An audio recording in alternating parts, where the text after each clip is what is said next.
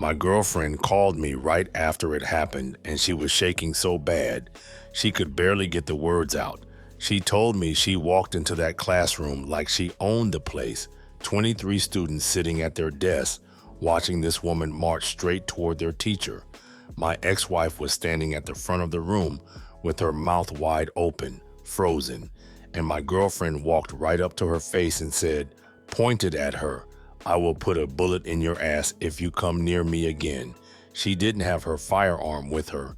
She said that in front of the whole class, in front of 23 middle schoolers who probably never heard a teacher get threatened like that in their lives.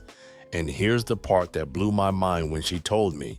The principal knew she was going to do it and didn't try to stop her. Well, here is a little bit of backstory. Back to when I thought I had a happy marriage with a woman I trusted. Back to when I didn't know my wife was living a whole double life behind my back. I'm a real estate broker in Michigan, and I actually run my father's firm that he built from the ground up over 30 years.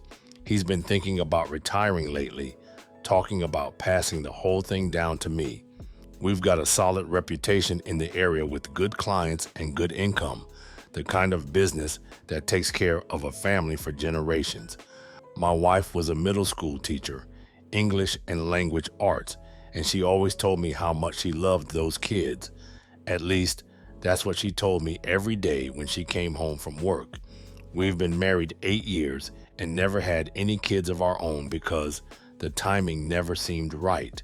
Looking back now, I thank God we never had children together because what she did would have absolutely destroyed them. It started with the little things that most people would probably miss. She stopped being affectionate with me, which was strange because we always had a healthy relationship in that department. 8 years of marriage, and we still couldn't keep our hands off each other. That's just how we were. Then suddenly, out of nowhere, it was nothing. She would turn away when I tried to kiss her and say she was tired from work. She would fall asleep on the couch instead of coming to bed with me like she always used to. I asked her if something was wrong, and she said work was just really stressful lately. I asked if I did something to upset her, and she said no, she just needed some space. Space. After 8 years of marriage, she needed space from me. That word should have told me everything I needed to know, but I trusted her. I had blinders on. So I gave her the space she asked for, and while I was giving her space, she was giving herself to someone else. She met him on Bumble, a dating app, and let that sink in for a second. My wife, my married wife, was on a dating app looking for men while wearing my ring on her finger. She was swiping through profiles while sleeping in my bed and telling me she loved me every single day. The affair went on for 5 months before I found out about any of it, sneaking around and making a complete fool out of me. And here's the thing that really got under my skin when I found out. She told this guy she was divorced and that her ex-husband, meaning me, was abusive. She made up this whole elaborate story about how she escaped this terrible marriage with an abusive man. The guy had absolutely no idea she was still married to me. He had no clue he was sleeping with another man's wife because she told him I didn't exist anymore. He was being played just like I was, and neither of us knew it. I knew something was off. Call it intuition or gut feeling or whatever you want to call it. But deep down, I knew something wasn't right with my wife. So I hired a private investigator, and that turned out to be the best decision I ever made. Within 2 weeks, he had everything I needed to confirm what I kind of already knew. He got photos of her meeting this guy at restaurants and getting into his car in parking lots. He got photos of her going into his apartment and not coming out for hours. Timestamps on everything. Dates and times documented. Completely bulletproof evidence. The private investigator even got his name and contact information for me. And that's when things took an unexpected turn. I decided to confront the guy, not to fight him, but just to talk and look him in the eye. I wanted him to know exactly who he'd been sleeping with for the past 5 months. I showed up at his place with the private investigator's report in my hand, ready for whatever was about to happen. When he opened the door and I introduced myself as her husband, his mouth hit the floor.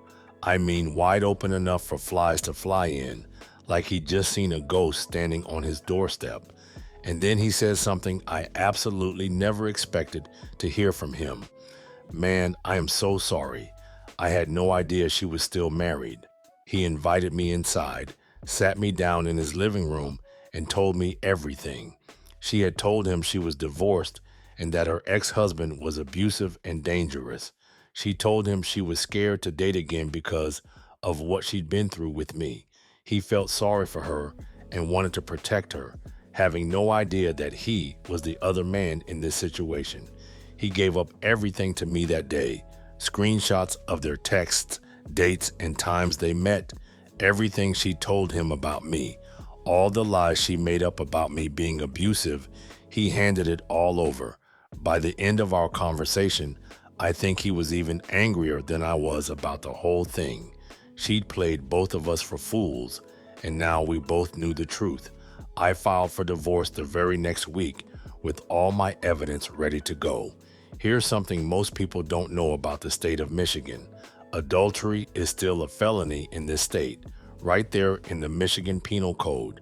Cheating on your spouse is actually a criminal offense here, and the betrayed spouse can file a criminal complaint within 1 year of finding out. Now, prosecutors rarely pursue these cases anymore, but it's still on the books and it still affects the divorce. Michigan is technically a no-fault divorce state, but under Sparks versus Sparks, the Michigan Supreme Court ruled that judges must consider past relations and conduct of the parties when dividing property. Translation: her cheating was absolutely going to count against her in court. My attorney presented everything we had: the PI's report, the screenshots from the affair partner, and all the evidence of marital waste. We showed the court all the money she spent on concert tickets, hotels, dinners, and gifts for this guy using our marital funds. She wanted alimony from me. Of course she did, because I made significantly more than a teacher's salary. She thought she was entitled to a piece of everything I built with my father, but the judge disagreed with her. Based on her conduct, the affair, the lies, the marital waste, the judge denied her alimony request. Property division favored me heavily because of her documented misconduct during the marriage. She walked into that courtroom expecting half of everything my father and I had built. She walked out with barely enough to rent herself an apartment. The divorce was final, and I thought it was finally over and I could move on with my life. But I was wrong about that because it wasn't over at all. About 8 months after the divorce was finalized, I met someone new. It wasn't planned at all, and I definitely wasn't out there looking for anyone. I was at a bowling alley with some friends, just trying to have a normal night out for once. She was in the lane next to ours, and we just struck up a conversation that lasted the whole night. She was funny and smart and beautiful, and she had this energy about her that I hadn't felt in years. She worked as a regional manager for a retail clothing store, had her own career, her own life, her own independence. We exchanged numbers that night and started hanging out, and one thing led to another. For the first time since my marriage fell apart, I was actually happy again. I mean, really, genuinely happy in a way I forgot was even possible. And my ex-wife absolutely could not stand that I had moved on without her. I don't know exactly how she found out about my new girlfriend. Small town maybe, or probably social media, but somehow she found out. And that's when the harassment started and didn't stop. The first incident happened about 2 months into my new relationship. My girlfriend and I went out to dinner at a nice restaurant, just a quiet evening together. And when we left, I noticed a car following us through every turn we made. I knew that car because I used to pay the insurance on it when we were married. It was my ex-wife, and she followed us all the way to my girlfriend's apartment complex. She just sat there in the parking lot watching us, making sure we knew she was there. I told my girlfriend who it was, and she was disturbed, but we thought it was a one-time thing. Boy, we were very wrong about that. About a week later, my girlfriend called me in a complete panic. Someone was banging on her apartment door, and I don't mean knocking, I mean banging, like they were trying to break it down. She looked through the peephole and saw my ex-wife standing there with this wild look in her eyes. My ex was yelling through the door, "I need to talk to him. I know he's in there. Tell him to come out and face me." I wasn't even there that night, and my girlfriend was alone and absolutely terrified.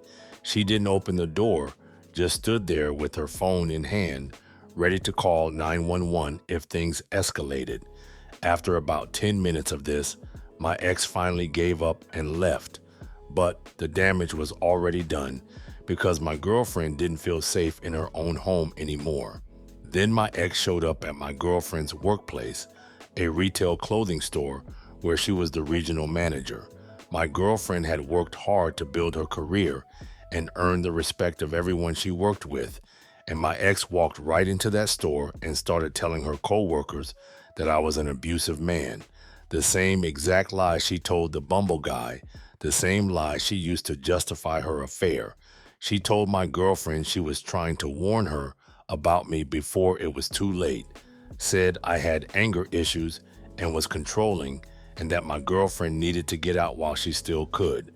Every single word out of her mouth was a complete lie, and my girlfriend knew the truth about who really destroyed that marriage. But now her coworkers were looking at her differently, whispering and wondering if the crazy woman might be telling the truth. She came to my office next, the real estate firm that my father built over 30 years of his life. She walked in through the front door demanding to talk to me about something important. I wasn't there that day, but my father was, and he stepped out of his office and saw who it was. His face turned to stone, because this is a man who never raises his voice, a man who built his entire reputation on being calm and professional. He looked at her and said, "You need to leave right now, or I'm calling the police." She tried to argue with him, said she just wanted to talk for a minute, said it wouldn't take long. My father picked up the phone and started dialing, and she finally got the message and left. But the fact that she had the audacity to come to my family's business and bring her drama into our professional space crossed a serious line. The next incident scared my girlfriend more than anything else that had happened so far. She came out of work one evening and found a note tucked under her windshield wiper. She didn't touch it right away because she told me later she was afraid it might be laced with something. She was worried that the note, the car door handle, anything my ex had touched might be dangerous. She had some gloves in her purse, so she put them on before touching anything on her car. She carefully picked up the note and read it, and sure enough, it was from my ex-wife. The note was rambling and unhinged, saying she needed to warn her about what a monster I was. The same abusive ex-husband story she kept telling everyone, the same lies over and over again. But now my girlfriend was wearing gloves to read notes because she didn't know what this woman was capable of doing. That's not a normal situation to be in. That's pure fear of what someone might do next. By this point, my girlfriend had documented every single incident with dates and times and evidence, and she decided she was going to do something about it instead of just waiting for the next incident. She went to my ex-wife's school, not to confront her yet, but to talk to the principal first. She had to get past security first, and somehow she did. She showed the principal all the documentation she had gathered over the past few months, all the incidents, the harassment, the stalking, the note left on her car, everything. My girlfriend told me the principal just sat there shaking her head as she went through page after page of evidence. Then the principal called my ex-wife into her office, and my girlfriend sat right there in the room during that conversation. The conversation was short and very direct. The principal told my ex-wife, "If you get arrested for harassing this woman, you will lose your job immediately, period. No second chances and no appeals. You will be terminated that same day." A teacher with a criminal record for harassment would have her career destroyed. My ex shook her head and said she understood the situation, but she didn't stop doing what she was doing. A few weeks later, there was another incident, and my girlfriend had finally had enough of this. She went back to the principal's office, but this time she wasn't asking for help. This time, she told the principal exactly what she was planning to do. I'm going to find her and confront her face to face. Where is she right now? What class is she teaching? The principal looked at her and said, I can't give you permission to do that, and I'm telling you right now that it's not a good idea. Then she paused for a second before adding, but I also can't physically stop you from walking down a hallway, and she's in room 214 right now. My girlfriend told me later she understood exactly what that meant. The principal wasn't going to help her, but she also wasn't going to protect my ex-wife anymore. And my girlfriend walked down that hallway with a purpose, ready to end this once and for all. My girlfriend called me right after this happened, still shaking, and told me exactly what went down. She pushed open that classroom door and stepped inside room 214. 23 middle schoolers were sitting at their desks, and my ex-wife was standing at the front of the room, mid-sentence, with her mouth hanging open. My girlfriend didn't hesitate for even a second, didn't stutter, didn't care who was watching. She walked right up to my ex-wife, pointed at her, and said, I will put a bullet in your ass if you come near me again. The room went dead silent with 23 kids frozen in their seats, not believing what they just heard. My ex-wife's face went from shock to anger to fear in about 2 seconds flat. She tried to say something and play the victim like she always does, but my girlfriend was already walking out the door because she'd said what she came to say. The message was delivered loud and clear. My ex-wife immediately tried to get my girlfriend in trouble for what happened. She ran to the principal's office screaming about threats and how she was going to press charges and get her arrested. My girlfriend told me the principal looked at my ex-wife and said, I told her not to do it. She did it anyway. What happens next is between you two. My ex-wife wanted to press charges, but here's the thing about that. My girlfriend had documentation of months of stalking and harassment from my ex. She had already been to the police multiple times with the reports of the following: the apartment incident, the workplace harassment, the note on her car. When my ex went to the police to file charges, the officer pulled up my girlfriend's file and saw all those prior reports. He told my ex-wife that if she wanted to pursue this, the whole history was going to come out in court. Every incident of stalking, every piece of documentation, all of it would become public record.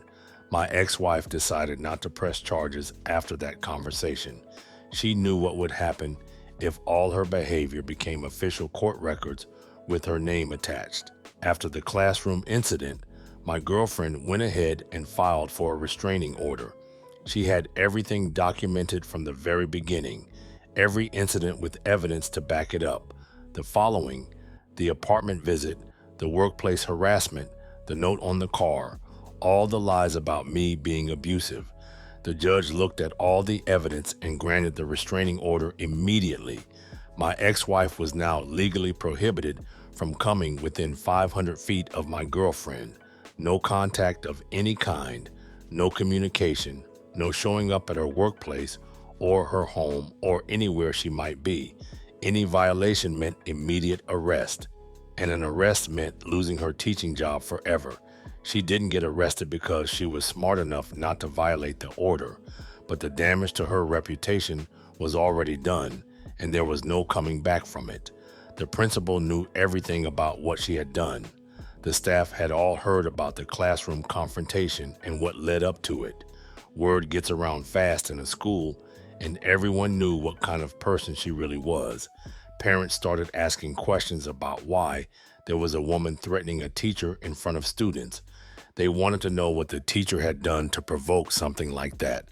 The truth came out, not officially, but in whispers and rumors and sidelong glances in the teacher's lounge.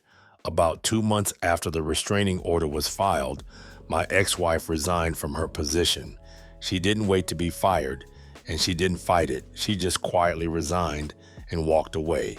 The woman who claimed teaching was her passion. The woman who said those kids were her whole life. She was gone because she couldn't stop obsessing over a man who didn't want her anymore. She lost absolutely everything because of her own choices. She lost a marriage because she had the affair with the guy she met on Bumble. She lost the money because the judge saw through all her lies and denied her alimony. She lost her career because she couldn't leave my new girlfriend alone. She lost her reputation because everyone finally found out who she really was. The Bumble guy disappeared and wanted nothing to do with her after he found out she'd been lying to him about everything.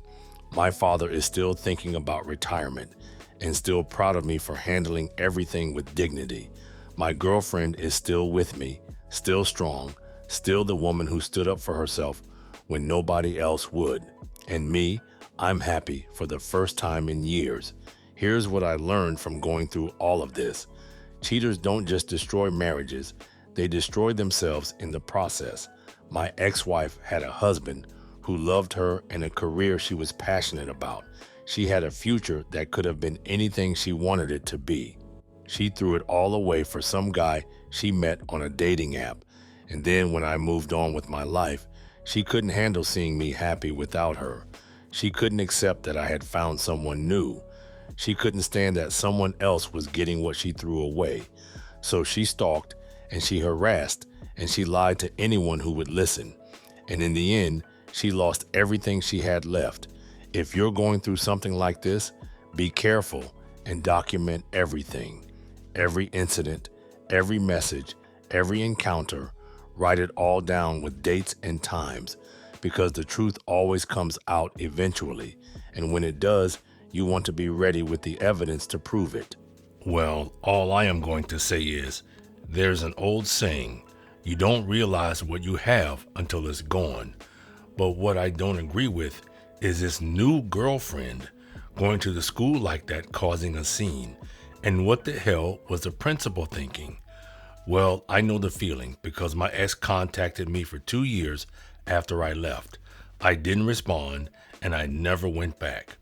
Okay, here is what I've encountered lately. I don't know if it's bots or what, but I keep hearing that women want to hear stories about men cheating as well. Hello, McFly, we know this. We know men cheat. Men have the courage to send in their stories. In the 6 years I have narrated stories, men are the majority who send in their stories. Only, I repeat, only 2 women have sent in their stories in that time frame. I have family members and friends who look out for stories from me. Sometimes I feel that most of you are ungrateful. It takes time for me to narrate these stories and get them uploaded so you can have something to listen to. And you complain that not enough stories are coming from women, which isn't my fault. Well, with that said, you know what to do. Until next time.